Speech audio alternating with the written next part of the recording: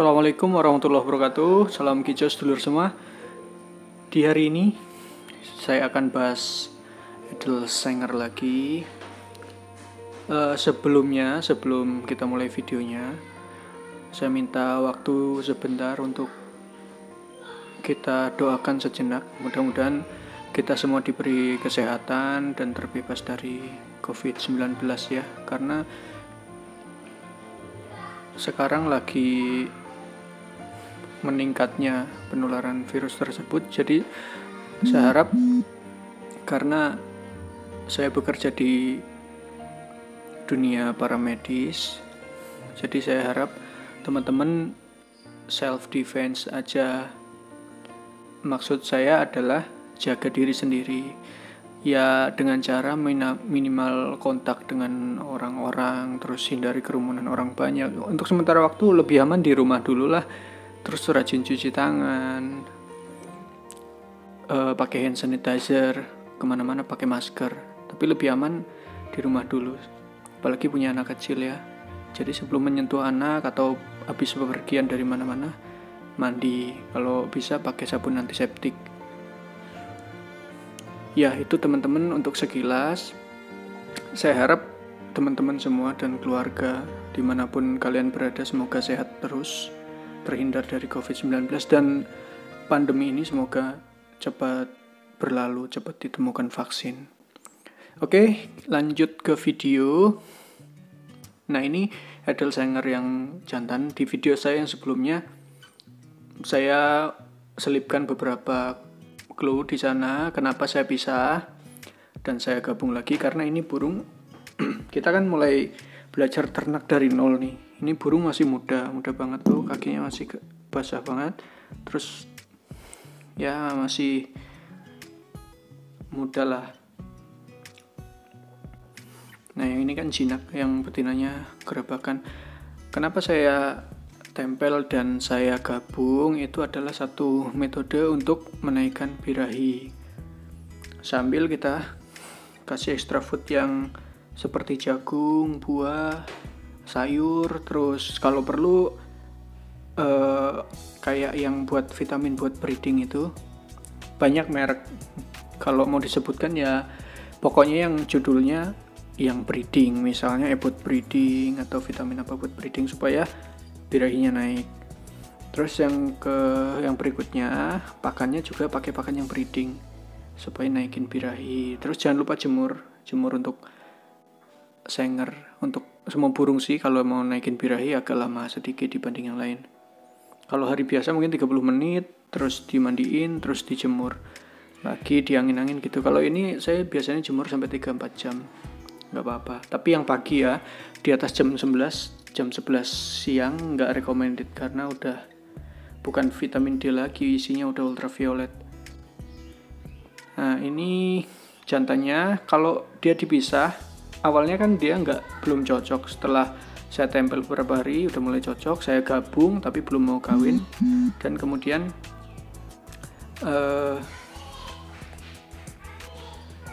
setelah saya gabung 2-3 hari saya cabut lagi untuk saya pisahkan, supaya mereka ini setelah kumpul kan mereka saling kenal, kemudian saya pisah supaya mereka saling panggil, karena kangen istilahnya. Pas birahinya naik nanti mereka akan saling rayu, tapi ini kan belum, masih muda. Jadi makanya kita belajar ternak dari nol ya. Ini kita belajar sampai mudah-mudahan dia bertelur. Untuk responnya sih, untuk perkembangannya sih bagus ya. Sekarang udah mulai deket-deket, walaupun pas mau dicumbu mungkin satu kabur. Memang belum waktunya sih, kita sabar-sabar dulu. Nah, ciri khasnya burung Edel Sanger yang betina udah birahi yaitu dia mau bunyi udah kayak jantan ngerol. Pada dasarnya kan burung Sanger betina itu dia nggak bunyi. Ya bunyi tapi cacit gitu loh, nggak ngerol, nggak aktif. Tapi setelah dia birahi, dia akan bunyi manggil-manggil jantan. Malah kayak ngerol gitu, kayak suara jantan, tapi ya suaranya nggak selantang ini. Ini kalau saya pisah, nanti videonya saya kasih di atas. Dia rajin bunyi karena manggil-manggil, mancing-mancing betinanya. Nah ini nanti setelah kita pisahin, kita gantung terpisah, nanti kan mereka saling pancing, saling bunyi.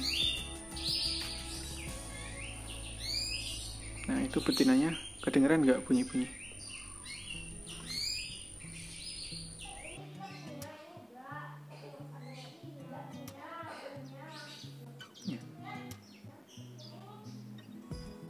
Bunyinya pelan kalau betina. Nah ini di gudang nih saya lagi bikin kandang nanti buat ternak geledekan di sini. Baru rangkanya aja. Nah ini teman-teman, kita coba tempel deketin untuk beberapa waktu, mungkin sehari, nanti pisahin lagi, jauhin lagi gitu. Ini sebenarnya sih kemarin pas digabungin udah mulai nyusun sarang berdua, tapi karena mungkin birahinya belum maksimal, jadi satu sama lain belum mau kawin. Kita sabar-sabar, nanti videonya saya kasih di atas lagi pas natain sarang. Nah ini kayak gini, nanti kita biarin aja mereka saling respon. Nanti kan mereka saling jeruji, sering mendekat. Nah kalau bisa pas jemur gitu kita tempelin begini. Nah ini betinanya udah birahi sebenarnya, kita tinggal nunggu jantannya nih. Ini masih perjaka sih jantannya, jadi masih agak-agak nggak ngerti dia.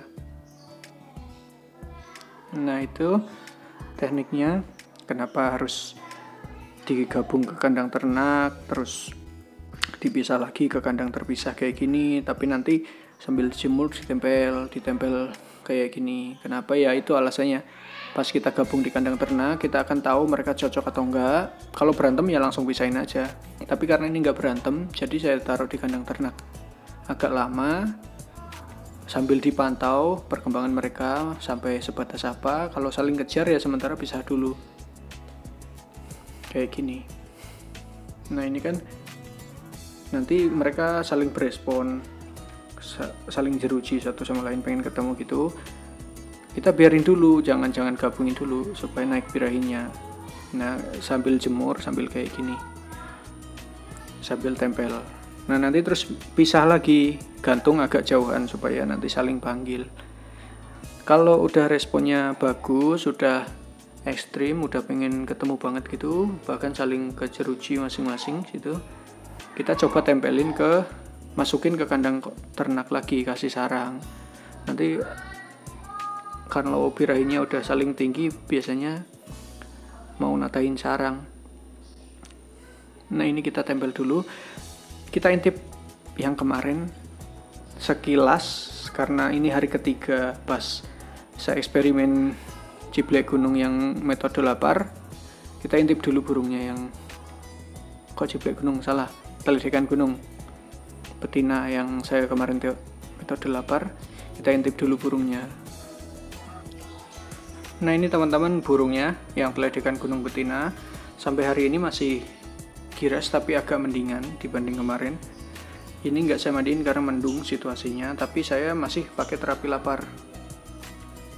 Tuh pakannya udah saya ambil, coba kita kasih jangkrik.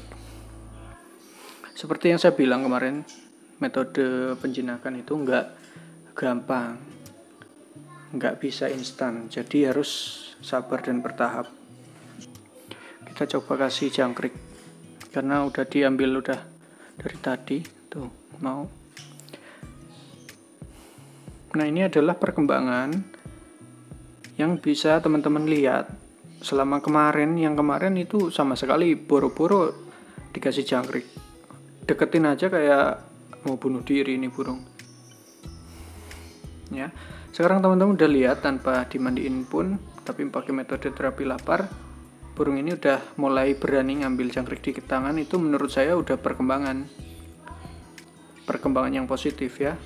Jadi harus sabar teman-teman. Untuk penjinakan total itu butuh proses lama. Kalau mau jinak total belinya dari loloh. Nah kan kalau burung hutan kayak gini ya memang harus sabar. Tuh kita intip sangernya tuh, lihat ya respon sangernya saling deket. Nah, cuekin aja tuh, fokus ke geledekan. Kita coba satu lagi.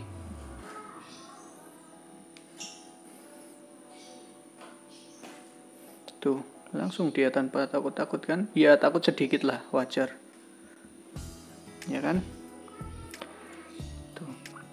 Kemarin itu sama sekali nggak mau. Coba lagi ya. Selama dia mau, kasih terus aja.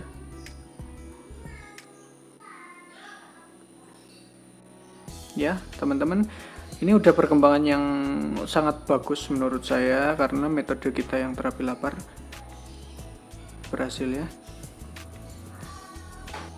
Coba satu lagi supaya yakin. Oh, udah kenyang dia. Oh, masih mau, waduh jatuh.